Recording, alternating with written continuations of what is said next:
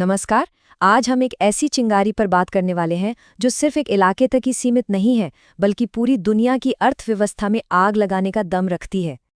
जरा एक पल के लिए कल्पना कीजिए, क्या होगा अगर पेट्रोल की कीमत थोड़ी बहुत नहीं बल्कि सीधे 150 रुपए प्रति लीटर तक पहुंच जाए। सुनने में ये शायद दूर की कौड़ी लगे, लेकिन ये एक असली खतरा बन सकता है।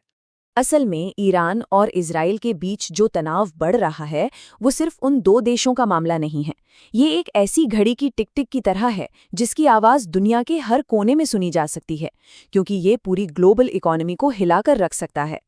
तो चलिए थोड़ा और गहराई में चलते हैं और समझते हैं कि इस संघर्ष की जड़ क्या है और क्यों ये इलाका पूरी दुनिया के लिए इतना ज्यादा मायने रखता है। देखिए, ईरान और इजराइल के बीच तनाव कोई नई बात नहीं है। ये कहानी सालों से चली आ रही है।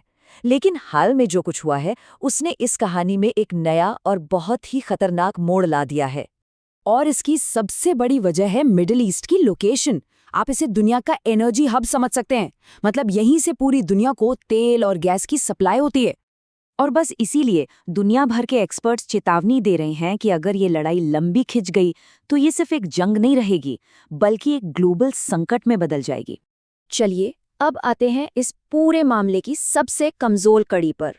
एक ऐसा पॉइंट जो तेल के इस पूरे खेल को बदल सकता है, स्ट्रेट ऑफ हॉर्मूज। जरा इस आंकड़े पर गौर कीजिए। दुनिया की टोटल तेल सप्लाई का 20%, मतलब हर 5 में से एक बैरल बस इसी एक पतले से समुद्री रास्ते से होके गुजरता है।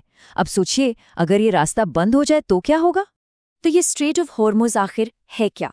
आसान भाषा में ये फारस की खाड़ी से खुले समंदर में जाने का इकलौता, जी हाँ, एकमात्र समुद्री रास्ता है। अगर इसे बंद कर दिया गया तो समझिए कि भारी मात्रा में तेल वहीं का वहीं फंस जाएगा। और अगर ऐसा होता है तो इसका असर फौरन दिखने लगेगा। तेल की कीमतें तो समझो आसमान छू जाएंगी। $100 प्रति बैरल को भी पार कर सकती हैं। समंदर में तेल के टैंकर, माल ढोने वाले जहाज सब जहां हैं वहीं रुक जाएंगे। और देखते ही देखते हमारी ग्लोबल सप्लाई चेन टूटने लगेगी। और हमें ये याद रखना होगा कि तेल का मतलब सिर्फ गाड़ियों का ईंधन नहीं है। असल में ये हमारी दुनिया की लगभग हर चीज की रीढ़ की हड्डी है।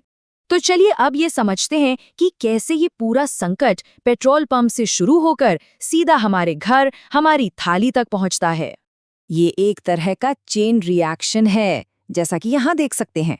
सबसे पहले तेल की कीमतें बढ़ती हैं, फिर ट्रकों का, जहाज़ों का भाड़ा यानी ट्रांसपोर्ट का खर्चा बढ़ जाता है। इससे क्या होता है? खाने पीने से लेकर हर सामान की कीमत बढ़ जाती है और आखिर में इसका पूरा बोझ आम इंसान पर आता है और रोज की जिंदगी महंगी हो जाती है। लेकिन बात यहीं खत्म नहीं होती।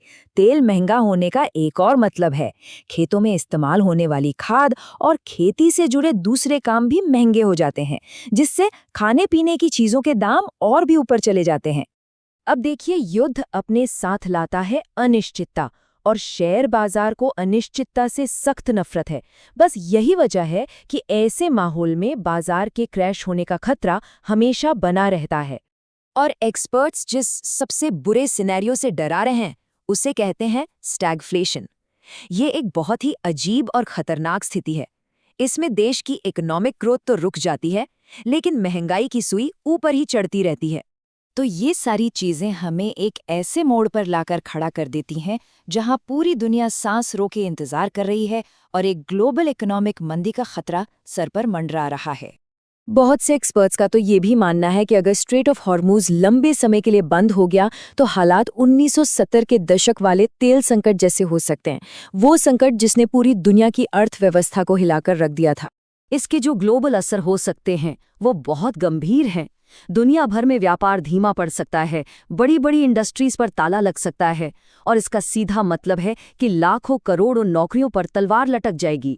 और इस पूरे आर्थिक भूचाल का सबसे बुरा असर पड़ेगा भारत, पाकिस्तान और अफ्रीका के देशों जैसे विकासशील देशों पर, क्योंकि इनकी अर्थव्यवस्थाएं तेल की कीमतों में होने वाले छोटे से छोटे बदलाव के लिए भी बहुत ज्यादा सेंसिटिव होती हैं।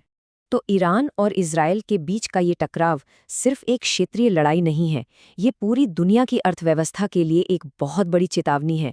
क्योंकि एक सीधी सी बात है, जब तेल रुकता है तो दुनिया रुक जाती है।